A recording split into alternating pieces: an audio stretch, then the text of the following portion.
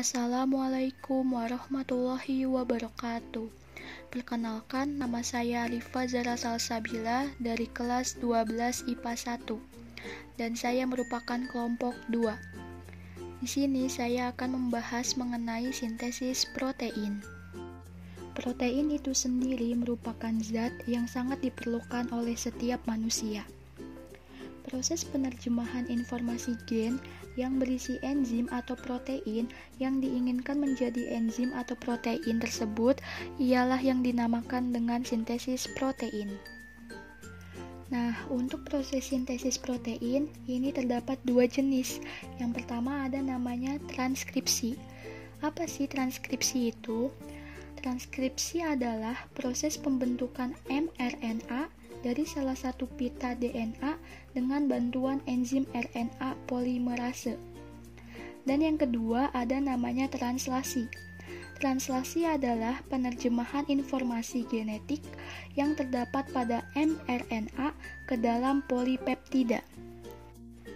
Nah, tadi kan sudah mengetahui apa pengertian dari transkripsi.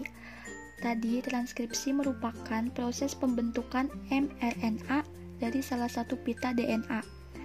Lalu, mRNA bertugas membawa pesan DNA untuk memilih polipeptida yang sesuai dalam sintesis protein.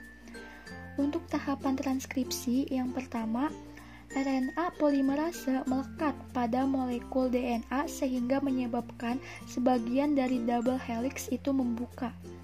Dan yang kedua, terbukanya pita DNA menyebabkan basa-basa pada salah satu pita menjadi bebas, sehingga memberi kesempatan basa-basa pasangannya menyusun mRNA. Misalnya, timin atau lambangnya T dari DNA akan membentuk adenin atau lambangnya A pada mRNA. Sitosin atau C dari DNA akan membentuk guanin atau lambangnya G pada mRNA, dan seterusnya. Jumlah mRNA yang dihasilkan pada transkripsi bisa melebihi jumlah DNA karena enzim polimerase bergerak sepanjang pita DNA model. Dan yang ketiga, mRNA kemudian meninggalkan inti sel atau nukleus menuju sitoplasma dan melekat pada ribosom. Ribosom itu merupakan granula-granula dalam sitoplasma yang berperan dalam sintesis protein. Deretan ribosom disebut dengan polisom. Oke, jadi di sini saya sudah tampilkan gambar dari proses transkripsi. Sebelumnya, transkripsi itu terjadi di nukleus. Dan di sini terdapat 3 proses dari transkripsi. Yang A dinamakan dengan proses inisiasi. Apa sih inisiasi itu? Inisiasi yaitu ketika RNA polimerase menempel pada promotor gen. RNA polimerase kemudian akan membuka untai ganda DNA. Yang B dinamakan dengan proses elongasi, yaitu proses penyusunan nukleotida RNA di sepanjang utas DNA pencetak. Dan yang C itu dinamakan dengan proses terminasi. Apa sih proses terminasi itu? Yaitu ketika RNA polimerase mencapai bagian terminator dari gen, maka selesailah proses transkripsi RNA.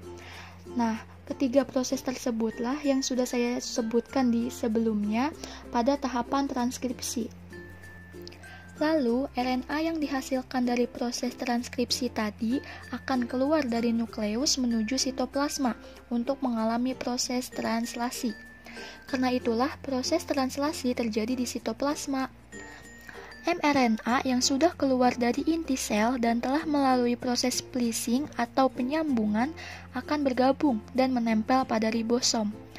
tRNA berperan dalam mengikat asam amino pada salah satu ujungnya dan membawa asam-asam amino tersebut menuju ribosom untuk disusun menjadi urutan nukleotida yang sesuai cetakan yang ada pada kodon mRNA.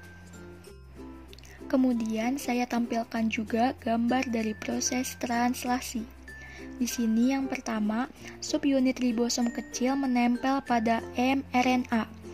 tRNA inisiator yang memiliki antikodon UAC berpasangan dengan kodon AUG. Yang kedua, subunit ribosom besar melengkapi ribosom. tRNA inisiator menempati sisi P. Sisi A siap menerima tRNA lainnya. Lalu yang ketiga, asam amino tRNA mendekati ribosom dan menempel pada sisi A, yaitu aminoasil transferase. Yang keempat, kehadiran asam amino tRNA mengikat kodon pada ribosom.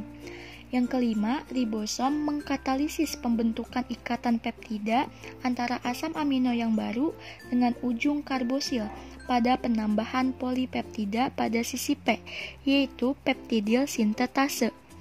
Yang keenam, tRNA ditranslokasikan ke ujung ribosom, bergerak bersama-sama mRNA. Lalu, tRNA yang tadinya berada pada ujung ribosom bergerak keluar bersama mRNA melalui ribosom. Kemudian yang ketujuh, ribosom mencapai kodon terminasi pada utas mRNA.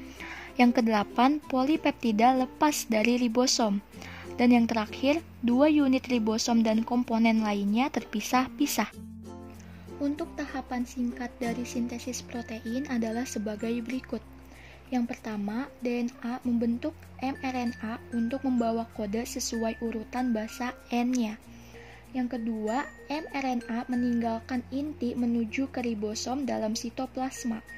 Yang ketiga, tRNA membawa asam amino yang sesuai dengan kode yang dibawa oleh mRNA. tRNA ini bergabung dengan mRNA sesuai dengan kode pasangan basa N yang seharusnya. Yang keempat, asam-asam amino akan berjajar-jajar dalam urutan yang sesuai dengan kode sehingga terbentuklah protein yang diharapkan. Dan yang terakhir, protein yang terbentuk merupakan enzim yang mengatur metabolisme sel dan reproduksi. Mungkin itu saja yang dapat saya sampaikan. Semoga bermanfaat dan lebih kurangnya mohon maaf. Wassalamualaikum warahmatullahi wabarakatuh.